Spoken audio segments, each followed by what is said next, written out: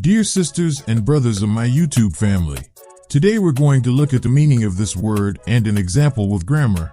The word is cryptic. Cryptic. Cryptic means mysterious, hidden.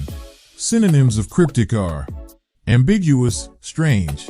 Example: all these words with cryptic meanings.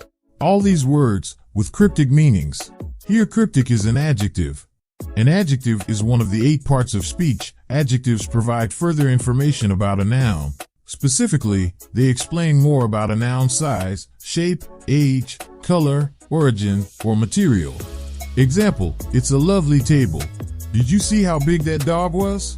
Thanks for watching. I will be back with another video. Bye.